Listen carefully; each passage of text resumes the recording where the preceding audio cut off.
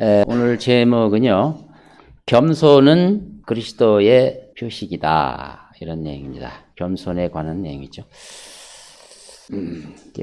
기독교는 사랑의 종교임을 여러분도 아실 것입니다. 하나님의 사랑으로 독생자 예수 그리스도를 이 땅에 보내셨다. 이것이 기독교의 아주 근본 진리입니다. 하나님의 사랑이 근본을 이루고 있죠. 앤드류 모레이 신학자는 사랑은 겸손을 뿌리로 하여 피는 꽃이다. 이렇게 말하고 있습니다. 그러니까 겸손이 없는 사랑은 없다는 거죠. 다시 말씀드리면 겸손 없는 교회는 하나님의 사랑이 꽃을 피울 수 없다는 뜻입니다. 뿌리가 죽어버리니까 꽃은 금방 시들어 버리듯이 겸손이 없다면 그 교회는 살아있는 교회가 아닌 것입니다. 하나님께서도 겸손하지 않으셨다면 과연 말씀이 육신이 되어 이 땅에 오셨을까요? 그건 보통 힘든 일이 아닌데 얼만큼 하나님께서 겸손하신 전능자이신지를 우리는 그 성육신의 신비를 통해서 알 수가 있습니다. 그분은 세상의 기초가 놓이기 이전부터 이미 사람을 지으기 이전부터 그들이 넘어질지라도 그들을 위해서 희생양으로 자신이 드리기로 그렇게 예정하시고 시작하신 분입니다. 그러므로 그분은 겸손의 왕이시며 겸손의 근원이신 것입니다. 영국의 판타지 소설가 존 로널드 돌킨이라는 분이 있습니다. 젊은이들은 많이 알 겁니다. 반지의 제왕이라는 책을 써서 인기를 끄는 작가죠. 그 소설은 1954년에 출판되었습니다. 그것은 너무나 인기가 많아서 영국 사람들이 가장 사랑하는 책으로 선정이 된 바도 있습니다. 그는 1차 세계대전에 영국군으로 참전한 바도 있고 2차 세계대전도 겪었고요. 당시 시대 상황이라 하는 것은 나치즘, 파시즘 이런 양대 좌우 전체주의자들의 소용돌이 속에서 휘말려 있는 그런 상황이죠. 그는 그 어려운 시대를 통과하면서 이 서구 문명이라고 하는 그러면서도 야만적인 그 탈선에 대해서 뭔가를 외쳐야 되는데 그래서 그 소설을 쓴 것입니다. 통렬한 비판을 소설을 통해서 한 거죠. 그래서 이제 그가 바라본 교만한 그 집단적 엘리트를 이 소설 내용 안에 들어가면 거기 이제 악의 세력이 나오는데 사우론의 막강한 세력으로 비유를 했고요. 이에 반해서 힘이 없고 무기력한 대중들, 시민들의 그 모습을 그 소설에는 이제 난쟁이 호빗인 프로도가 주인공입니다. 반지를 가지고 이 반지는 이제 악한 자들이 그 반지를 끼면 더 막강한 힘을 발휘해서 더 큰 권세를 휘두른다는 그런 신비의 반지는 그 설정인데 그것을 그가 그걸 소유를 어쩌다 취하게 됐습니다. 그는 욕심이 없고 늘 겸손하기에 그 반지를 낄 이유가 전혀 없는 거예요. 반지를 껴서 사람들을 지배하고 싶은 마음이 전혀 없어요. 그래서 그만이 그 종족들만이 이 반지를 그 어느 장소에 가서 파괴시키는 일을 할 수 있다 해서 그가 세워진 거죠. 그는 무기력한 자며 아무런 힘이 없는 그렇지만 자기가 맡겨진 일에는 신실함을 보이는 아주 매우 겸손한 연약한 이런 모습이었습니다. 마치 당시의 소시민들 이런 사람들로 비유하는 거죠. 결국은 그 어려운 가운데서도 그 주인공이 반지를 파괴함으로써 그 막강한 사울론이 그냥 한꺼번에 무너지고 모든 것이 이제 끝나는 그런 해피엔딩으로 끝나는 소설입니다. 내용은 뭐 단순하지만 거기에는 성경의 놀라운 진리가 교훈으로 담겨져 있는 건 사실입니다. 하나님의 그 겸손한 낮아지심으로 세상을 심판한 것처럼 프로도의 그 헌신과 희생과 신실함이 결국 막강한 악의 세력을 물리칠 수 있다는 교훈을 주는 거죠. 이것은 20세기에 들어와서요, 그 아주 놀랍고 현란한 컴퓨터 그래픽스와 접목을 해서 영화가 됐어요. 그래서 많은 사람들이 더욱 사랑하게 되었죠. 마귀는 오늘도 교만한 자를 찾아서 그에게 권력을 더 줍니다. 그리고 세상을 지배하게 자기 수하로 부리고 있는데, 이에 반해서 하나님께서는 겸손한 자를 찾습니다. 그리고 그 프로도처럼 그 자기의 일을 신실하게, 겸손하게, 꾸준히 의무를 수행하는 자를 찾습니다. 그것만이 이 막강한 악을 물리칠 수 있는 유일한 해결책이기 때문에 그렇게 하신 것입니다. 그래서 예수님도 늘 제자들과 대화를 하실 때 가장 중요한 메시지가 겸손하라는 것이었어요. 이는 자신을 높이는 자마다 낮아질 것이고 자신을 낮추는 자는 높아질 것이라. 이런 말씀을 수시로 많이 하셨어요. 현대교회가요, 초대교회의 그 권위를 잃어버리는 근본적인 이유가 뭐라고 생각하십니까? 소금이 맛을 잃으면 사람들에게 밟힐 뿐이다. 소금의 맛을 잃어버렸어요. 그 이유가 뭐라고 생각하십니까? 우리가 힘이 부족해서 그랬을까요? 세상 사람들보다 지혜가 부족해서 그랬겠는가? 아닙니다. 우리에게 반드시 있어야 될 겸손이 어느 날부터 교회에서 사라졌기 때문에 그렇게 된 것입니다. 만약 성경대로 믿는 교회가 자랑할 것이 많다고 하더라도 겸손이 없다면 그것은 껍데기에 불과한 것입니다. 아무도 우리가 가지고 있는 그거에 대해서 두려워하거나 무릎을 꿇거나 그렇게 하지 않습니다. 악이 결코 무너지지 않는 것입니다. 겸손이야말로 가장 필요한 거예요. 라오디케아 교회에 부족한 것이 있다 하면 그게 뭘까요? 그것 바로 겸손이죠. 이게 겸손 아닙니까? 나는 부자며 부유하고 아무것도 부족하다. 그러니까 주님은 이렇게 말씀하세요. 내가 비참하고 가련하며 가난하고 눈멀고 헐벗은 것을 알지 못하는도다. 만약 우리가 겸손이 부족한 교회라고 한다면 하나님이 보시기에 너는 비참한 교회야. 가련하고 가난한 교회며 눈멀고 헐벗은 교회일 뿐이다 라고 평가하신다는 거죠. 얼마나 무서운 말씀입니까? 이제 만왕의 왕이신 그리고 겸손의 왕이신 예수 그리스도께서 오실 날이 얼마 남지 않았어요. 여러분도 그렇게 생각하십니까? 지난주 화요일 1월 28일 트럼프 대통령이 이스라엘 팔레스타인 평화안을 발표했습니다. 저는 깜짝 놀랐습니다. 제가 특별히 주목을 하는 것은 예루살렘 성지에 관한 부분이었습니다. 여러 가지 많은 이야기들이 경제적인 거, 정치적인 거, 외교적인 거 많이 얘기했지만 종교적인 부분이 있었어요. 그 예루살렘 성지에 관한 부분을 제가 살펴봤는데 성전산에 대한 아주 파격적인 내용이 발표됐던 것입니다. 한마디로 요약을 하면 그 성전산을 의미를 두고 숭배하는 모든 종교인, 여기서는 이제 모슬렘도 있고 유대교도 있고 캐토릭도 있고 개신교도 있고 다죠. 다 나름대로 그 산을 거룩한 산이고 우리의 성지라고 하고 있는데 지금 현재는 모슬렘이 그 모스크를 짓고 그들만이 그 예배 행위를 하는 곳이고 관광지로서는 허락을 하지만 유대인들이 그 위에 올라가서 기도를 하거나 뭐 예배를 드리는 것은 절대로 안 되는 곳입니다. 그것을 다 헐었다는 거죠. 모든 종교인들은 그곳에서 그 각자 자신의 신앙에 맞게 경배드릴 자유가 있다. 개방해야 된다는 내용이 들어가 있어요. 대단한 것입니다. 그거는 그 성전산이 어느 곳입니까? 아브라함이 이삭을 바치려고 하는 그 산 아니겠습니까? 모슬렘도 거기에 의미를 두고요. 당연히 유대교 의미를 두며 카톨릭, 기독교 다 의미를 두죠. 우리는 신구약을 다 믿고 하니까. 그래서 그곳에 가서 기도도 하고 싶고 예배도 드리고 싶고 그렇게 하는 것입니다. 그것을 오픈하는 파격적인 평안이 발표된 것입니다. 근데 저는 그것이 뭐 트럼프 한 나라의 대통령이 한번 해본 것으로 끝나는 것으로 저는 받아들이지 않고 상당히 실현 가능한 그런 것으로 저는 판단합니다. 만약 실현이 된다면 어떤 일이 일어나는 것인가?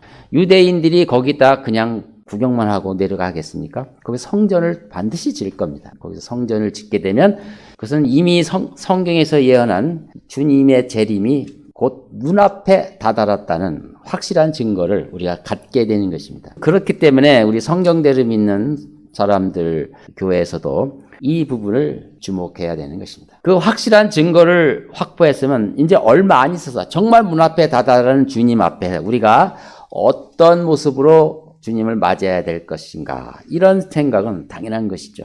아직까지도 먼 훗날 같이 생각했던 그분이 이제 그 사건을 통해서 정말 가까이 왔구나, 이렇게 생각이 된다면 우리 자신을 돌아봐야 할 것입니다. 그게 바로 우리의 자세죠. 실생활에서의 자세가 그보다 정말 중요한 것입니다. 저는 그런 의미에서 생각을 해봤습니다. 어떻게 하는 것이 가장 중요한 것일까? 거기서 떠오르는 것이 역시 오늘 설교 제목처럼 겸손이었습니다. 겸손을 유지하는 것이 가장 중요하고 현명한 자세이겠구나. 이렇게 해서 겸손을 여러분에게 말씀드리려고 합니다. 오늘 본문의 1절에 보시면 그러므로 주의 제수된 내가, 이런 표현이 있어요. 주의 제수, 그러니까 주님 때문에 내가 감옥에 갇혔다는 뜻 아닙니까? 주의 제수된 바울. 로마에 끌려가가지고 감옥에 갇혀 있으면서 그 에베소 교회의 그 성도들에게 편지를 쓰고 있는 거예요. 죄인인 입장에서 편지를 쓰고 있는 거예요. 그는 하나님의 사도로서, 이방인의 사도로서 뭔가 많은 것을 해야 되는데, 많은 다른 형제들이 그 예루살렘에 가지 말라고 하는데도 고집을 부리고 갔단 말이에요. 가서 이제 죄인의 입장에서 로마에 들어갔는데 이 법적으로 해결되지 않았기 때문에 아무 일도 못하고 또 로마 감옥에 갇혔습니다. 사람들이 어떻게 평가하겠습니까? 저 사람이 참 경솔하게 해서 아무것도 못하네. 자신도 자괴감이 들 수 있을 것 같겠지 않겠습니까? 내가 참 그때 말을 들어야 되는 거 아닌가? 이 하나님의 사역을 맡았으면서 감옥에 갇혀서 이게 뭐 하는 건가? 이러면 자신이 이제 상당히 위축되고 했을 만도 한데, 편지에 주의 제수된 내가, 막 주의 제수된 것이 무슨 자랑인 것처럼 이렇게 굳이 표현하는 것이 무엇일까? 그것은 이제 바울이 얼마만큼 자신에 대하여 담담하고 이 자존감을 가지고 있는 사람인지를 알 수가 있는 것입니다. 바울은 무엇보다도 그리스도 예수 안에서 자신을 사랑한 사람입니다. 이 세상 사람들 중에는 많은 사람들이 자존감이 낮아서 사람들을 대하는데 어려움을 겪는 사람도 있어요. 그의 가장 근본적인 이유는 나와 상대방의 관계가 중요한 것이 아니고 나와 나의 관계가 더 중요한 것입니다. 내가 나를 얼마나 사랑하는가, 내가 나를 얼마나 여기는가, 이것이 핵심인 것이죠. 바울이 자신을 향해서 그때 그랬어야 되는데 실수였어 하고 자책을 했다면 바울은 자신에 대해서 아주 낮게 여기는 거죠. 너는 맨날 그 모양이야, 이렇게 생각하는 거죠, 스스로. 그렇다면 그 바울이 늘 다른 사람을 만날 때, 에베소 교인 성도들이 이제 방문했을 때, 만났을 때 늘 주눅이 들고 미안해 할 거 아닙니까? 그러나 결코 그런 모습을 보이지 않는 거예요. 그런 그리스도 안에서 자신을 해결한 것입니다. 그래서 무엇보다도 그리스도인들은 자신을 사랑해야 합니다. 이웃을 사랑하기 이전에 자신을 사랑해야 합니다. 우리는 각자 자기 약점이 있어요. 과거에 참 치명적인 실수를 몇 가지 한 것이 있어요. 그것이 잘 지워지지 않아요. 그럴 때마다 후회하고 과거를 되씹고 이렇게 하면 안 되는 거죠. 그렇지만 그럼에도 불구하고 주님이 나를 사랑하셨어. 주님이 나를 받아주신 거야. 그러니 주님이 이 사실을 다 아심에도 불구하고 나를 사랑하신다는 사실로 자신을 높여야 되는 거예요. 제가 초등학교 다닐 때였습니다. 3학년, 2학년 같은 그때였어요. 형님들은 다 좋은 책가방을 사주셨는데 저하고 사형제니까 저하고 동생은 가방을 안 사주는 거예요. 그런데 옛날 사람들은 이제 포대기 같은 걸로 꽂아서 이렇게 했지만 차마 그렇게는 안 해주고 옛날 그 미군 부대에서 나오는 이제 갑바라고 하는 게 있어요. 갑바, 군청색 갑바, 아주 두툼한 거. 이걸 어디서 얻으셔가지고 가방을 이렇게 재봉틀로 잘해서 가방을 멋지게 만드셔서 뭐 뚜껑도 있고 요즘 나오는 그런 것처럼 그 긴 끈도 해가지고 어깨에 걸머지게 해서 이렇게 준 거예요. 근데 정말 창피했어요. 저는 그것이 자랑스럽지 않았어요. 그 가방이, 왜냐면 다른 친구들과 같지 않은 거거든. 다른 친구들은 이제 돈 주고 사는 건데 나는 만든 수제거든요. 그래서 굉장히 창피해가지고 그걸 걸매고 가는데 얼마나 힘든지 주눅이 들어서 친구가 와가지고 그 가방이 뭐냐? 그 흉볼까봐.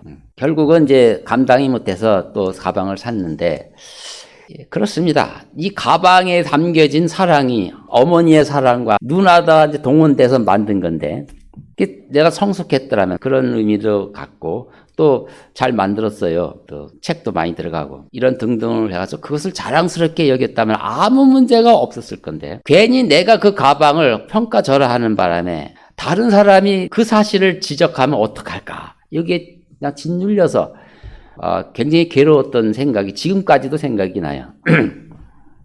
또 어떤 사람은요, 등산을 가는데 신발이 헤어졌어요. 또 같이 가던 사람이 이렇게 전에는 신발이 이렇게 헤어졌나? 요즘 형편이 안 좋은 모양이야. 이렇게 이제 농담을 겁니다. 근데 만약 그 사람도 자기 신발이 구멍이 난 거에 대해서 창피하게 여겼다면 그 말에 상처를 받았겠죠. 말을 해도 꼭 그렇게. 맞아. 그러나 이 사람은 그 자기 신발에 대해서 자랑스러운 거예요.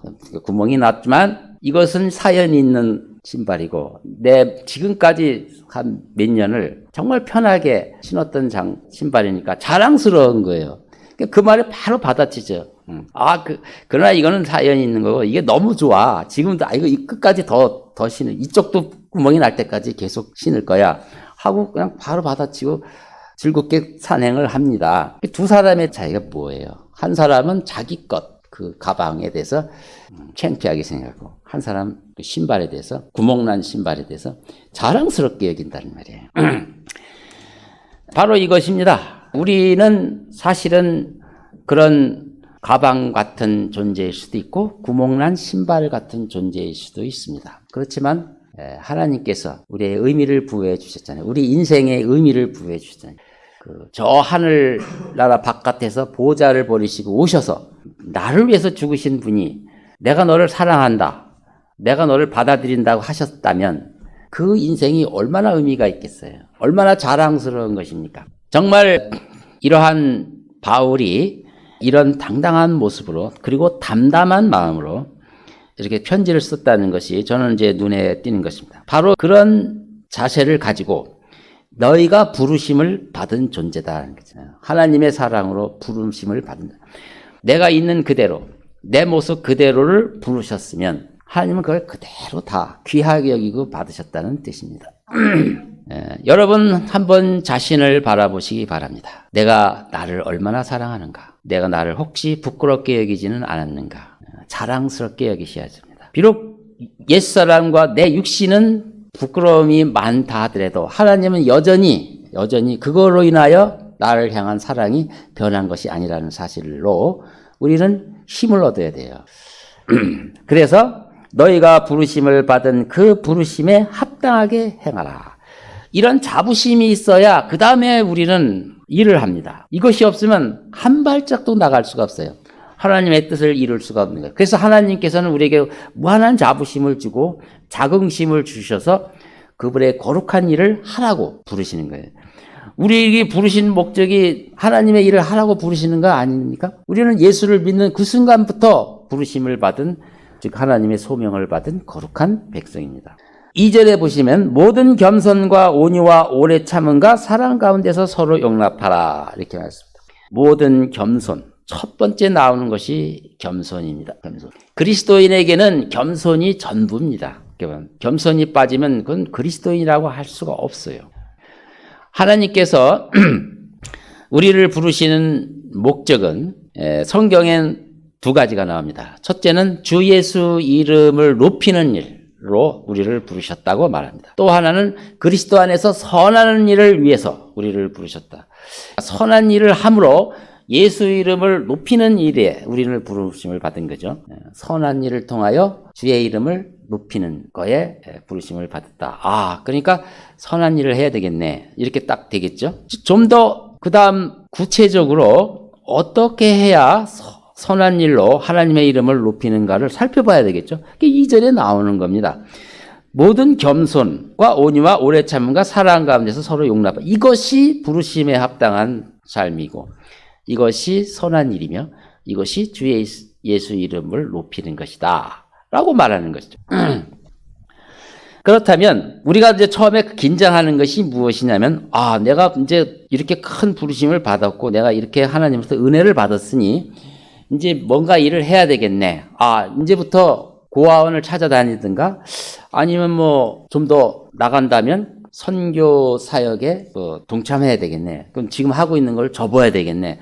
이렇게 거창하게 생각할 수가 있는데 전혀 그런 게 없어요. 성경은 전혀 그런 게 없어요. 그냥 네가 있는 그 자리에서 부르신 그분이 네 있는 그 자리에서 마음만 바꿔라 그래. 마음만. 너의 마음을 그동안은 교만하게 지냈지 않는가? 이제는 겸손하게 지내라. 이것이 부르심에 합당한 삶이다. 이렇게 말하는 겁니다.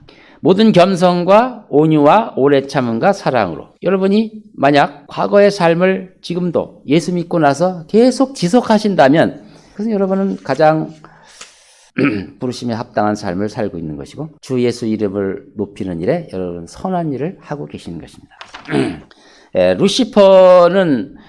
루시퍼도 역시 하나님이 세운 그 종이었어요. 그가 거룩한 산에서 온갖 혜택을 받고 능력도 받는데 그가 쫓겨난 동기가 뭐였습니까? 하나님의 겸손에 정반대인 교만이 들어와서 그랬죠. 루시퍼는 그로 인하여 하나님으로부터 버림을 받았습니다. 우리 성도들도 가장 조심해야 될 것이 바로 그 교만입니다. 마귀를 통해서 우리가 배워야 될 내용입니다. 여러분이 혹시 무의식 중에서 형제 앞에서 자신을 자랑하는 것을 하고 있다면 즉시 중단해야 돼. 아이고 내가 또 자랑하고 있네. 왜? 이 겸손이야말로 그리스도인의 가장 기본적인 자세이기 때문에 거기서 어긋나면요 모든 것이 어그러지는 것입니다.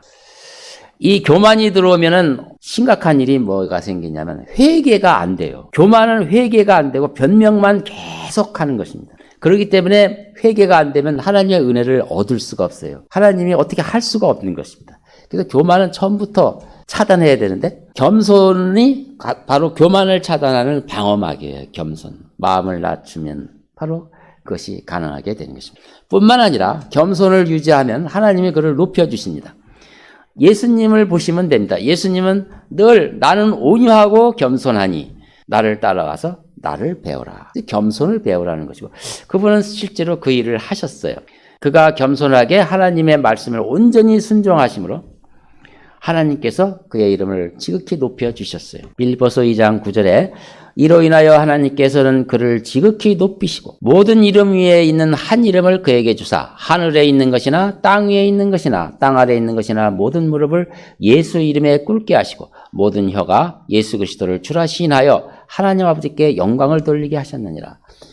예수님은 이 땅에 계셨을 동안에 그 이름이 항상 이단이니 뭐니 욕만 얻어 드시고 가셨지만 하나님께서는 그 이름을 높이셨습니다. 모든 혀가 예수 그리스도를 주라 시인하도록 하나님이 세워주신 것입니다. 그리고 그분은 사랑하는 제자들에게 늘 귀에 있을 때마다 겸손하라고 교훈하십니다. 마태복음 11장 29절에 나는 마음이 온유하고 겸손하니 내 멍에를 메고 나에게서 배우라. 그리하면 너희가 너희 혼의 힘을 얻으리라. 나를 따르라 했을 때 내가 짊어지게 하는 멍에는 쉽고 가벼운이라고 하셨을 때 그것이 무슨 뜻인지 몰랐죠. 여러분이 하는 일을 그냥 하세요. 다만 겸손하게만 하십시오. 얼마나 가볍습니까? 주님의 일이 부담스럽지 않잖아요. 주의 일이 부담스럽고 이것은 육신을 십자가에 못 박아야 되고 거창하게 성경을 들이대고 하면 그 얘기를 한참 들으면요 불가능하게 보여. 불가능하게. 주의 일을 해야 되는데 그렇게 불가능한 거를 시키지 않습니다. 다만 당신의 마음만 겸손하게 해. 그러면 다 되는 거야. 근데 이 겸손을 세우는 게 그렇게 어렵다는 것이죠. 정말 하나님 앞에 그게 핑계가 될까요? 정말 저는 겸손하는 게 너무 어려웠어요. 핑계가 될까요? 다른 핑계를 쭉 댔겠죠. 나는 그런 걸 원하지 않았고 너에게 마음을 낮추는 것만 원했는데 너는 왜 딴 데 이렇게 집중을 했느냐? 이렇게 책망을 하지 않겠습니까? 우리가 겸손해야 할 이유는 크게 세 가지가 있는데요. 그 첫째는 우리 피조물이기 때문에 겸손해야 합니다. 왜냐하면 그분은 겸손의 왕이시고 그분이 우리를 지으셨거든요. 둘째는 죄인이기 때문에 겸손해야 되는 것도 있죠. 죄인이기 때문에. 또 거룩한 성도이기 때문에 겸손해야 됩니다. 그중에서 가장 본질적인 것은 우리가 존재 자체가 겸손으로부터 지음받은 존재예요. 삶의 존재 목적이 겸손인 것입니다. 그러니까 우리는 숨 쉬고 있는 동안에는 겸손해야 되는 거예요. 존재가 그런 겁니다. 더 좀 심하게 얘기하면 교만하면 죽는 게 나아요. 따라 존재 목적이 겸손해서 시작된 거니까.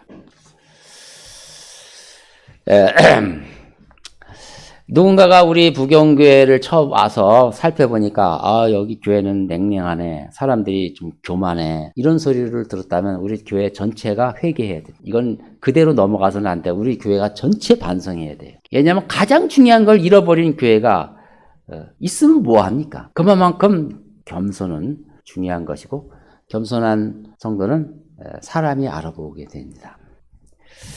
우리 현대교회의 모든 문제도 이 겸손이 부족한 것 때문에 그런 것으로 우리는 알게 됩니다. 여러분은 정말 겸손한 자세를 늘 가지시고 자신을 낮추기만 하면 돼요. 남을 나보다 낮게만 여기면 됩니다. 이것은 어려운 게 아닙니다. 정말 어려운 게 아닙니다. 이 마지막 때에 맞이한 지역교회가 반드시 또 갖춰야 될 것은 여러분이 거짓에 속지 말아야 하는 것입니다. 우리는 그 각종 악한 자들의 속임수에 넘어가서는 안 됩니다. 거짓에 속지 말라는 권면을 오늘 하고 있는 것입니다. 이것은 바로 내가 진실해야 된다는 뜻입니다. 정직함에 민감하라는 것입니다. 이제 만약 트럼프 그 평화안이 구체화가 돼서 이루어진다면, 우리 세대에 이루어진다면 그들은 곧바로 제사상절을 질 겁니다. 이 모든 자료는 다 준비되어 있기 때문에 법적으로 허락만 되면 바로 거기 올라가서 한 달 만에 성전이 올라갑니다. 그리고 희생제를 드린다고 할 겁니다. 바로 그 일이 일어나는 걸 목격하는 순간 주님이 오실 날이 얼마 안 남았다는 것을 말하는 겁니다. 정말 주님 재림이 문 앞에 이르는 것입니다. 이때 우리는 겸손해야 되고, 더욱 이 세상이 악해서 기승을 부리는 것이 온갖 악으로, 거짓으로 사람들을 속인다는 것이죠. 그래서 그리스도인은 늘 개인적으로 거짓말을 해서는 안 됩니다. 또 가족 간에서도 거짓말을 해서는 안 되고, 또 사회적으로 공공에서도 어떤 거짓말도 드러내서는 안 되며, 또 거짓말을 하는 사람들을 색출해야 됩니다. 이 어려운 때에 분별력이 필요한데, 그래서 그 판단을 할 때는 그 사람이 진실을 존중한가, 정직한가, 아니면 진실을 경멸하는 자인가, 자신의 이익을 위해서 도덕을 무시하는가, 이런 것을 판별을 해야 됩니다. 바로 그런 것을 유지하는 것이 빛들의 아들인 우리가 그리스도인이 해야 할 일인 것입니다.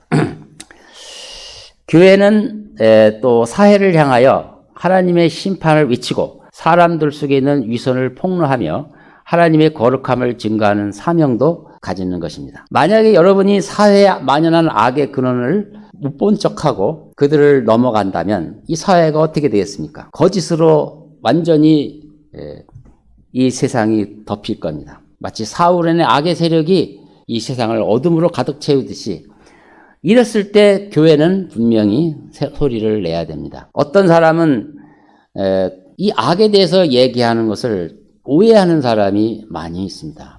그러나 이것은 결코 오해해서는 안 되는 것입니다. 저는 어떤 성도와 함께 얘기한 적이 있습니다. 교회에서는 정치 얘기하면 안 된다고 처음부터 말을 막아서 제가 이렇게 얘기한 적이 있습니다. 자, 비유로 얘기하겠다. 근데 내 가족이 있는데 어떤 강도가 내 집에 쳐들어오면 내가 그리스도인이라는 이유로 그 강도를 오는 것을 가만히 둬야 되느냐. 그럼 나는 그 사람을 한 정치인으로 보지 않고 강도로 본다. 그런 이유가 충분히 있다. 그래서 이것은 말을 해야만 되고 그걸 지켜야 된다. 옛날 본헤퍼라는 신학자는 히틀러가 그 악한 짓을 했을 때 많은 그 보수주의 신학자들이 교회에서 왜 그런 정치에 참여하냐고 말했을 때 그는 이렇게 말했답니다. 예를 들어서 어떤 미치광이가 버스를 훔쳐 타고 내리막길을 나들리는데 그 밑에 주일학교 애들이 뭣도 모르고 있다. 그 내려가는데 내가 그걸 가만 놔둬야 되느냐. 그 쫓아가서 운전석에 들어가서 그 핸들을 꺾어야 되는 것이 아니겠느냐. 이렇게 말하면서 그는 히틀러 암살단에 참여하다가 들켜서 잡혀서 죽었습니다. 본헤퍼 신학자죠.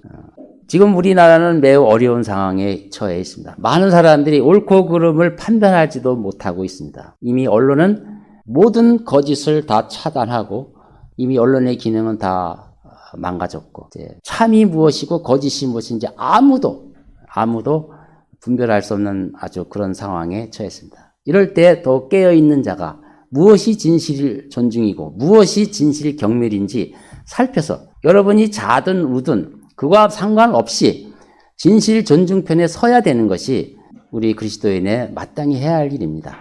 저는 참고로 정치에 대해서 관심이 없던 사람입니다. 옛날에는 김영삼을 찍었는데 너무 잘못해가지고 김대중을 찍었어요. 나중에 저 선배 그 직장인이 늘 나만 보면 그 손목 잘라버려라 그러는 거예요. 그 찍었다고 손목 잘라버리라는 거예요.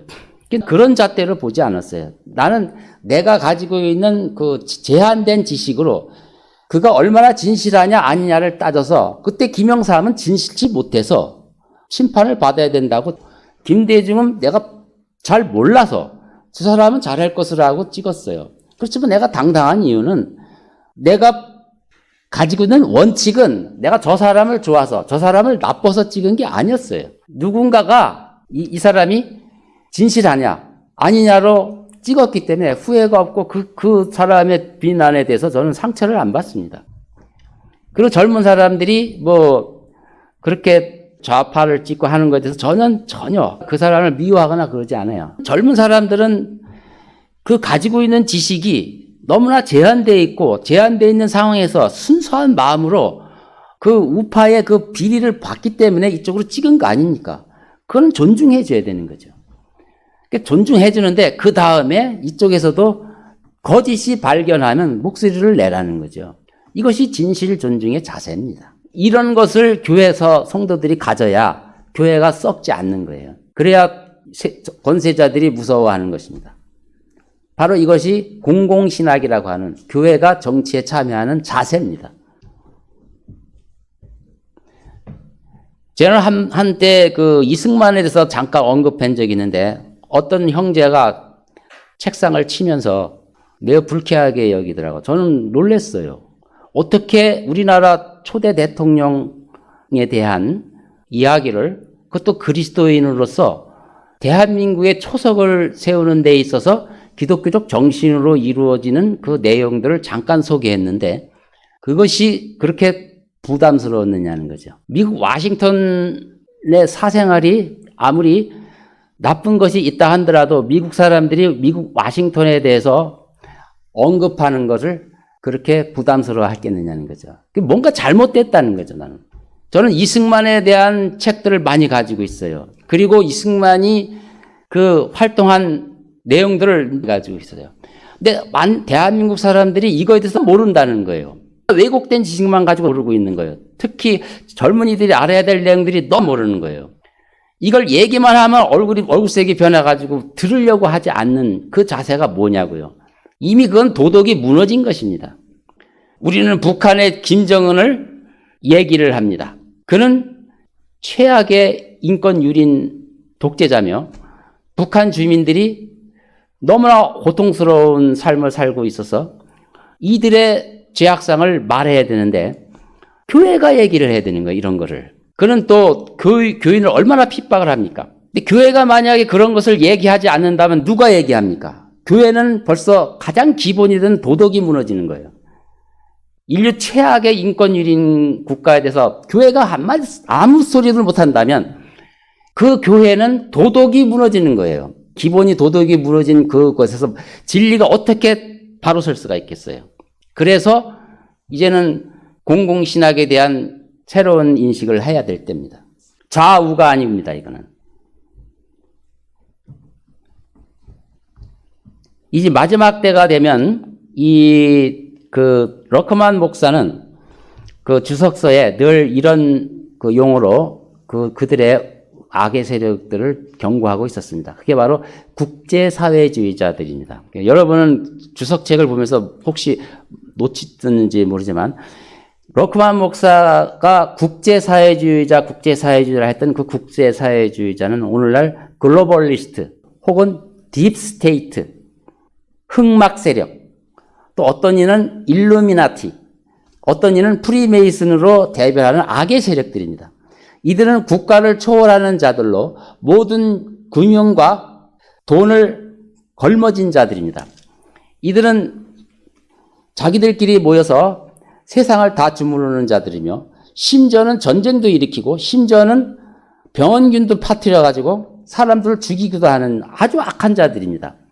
만약 우리가 좌우를 떠나서 누구라도 이 악한 세력과 연루되었다면 그 정치인은 거부해야 됩니다. 그들이 악의 세력에 연루되면 재앙이 일어나기 때문에 그렇습니다. 그래서 우리는 이렇게 거짓, 오늘 본문처럼 교활한 술책과 속임수 이런 거에 더욱 민감해야 됩니다. 주님이 오실 날이 되면 이 거짓을 판별하는 능력을 가져야 됩니다. 그 옳고 그름에 대한 기본이 안 돼 있으면요, 북한을 비판할 능력조차 없다면 그런 진실 존중에 대해서는 관심이 없다는 것이고, 그런 사람은 이 악한 자들을 분별할 능력이 없어요. 그럼 망하는 것입니다.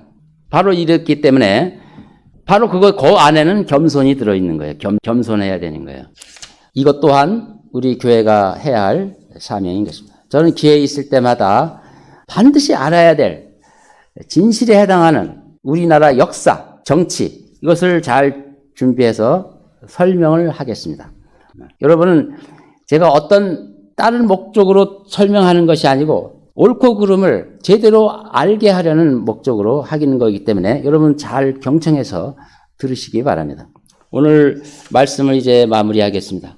오늘 그리스도인이 취해야 할 가장 기본적인 자세가 겸손임을 배웠습니다.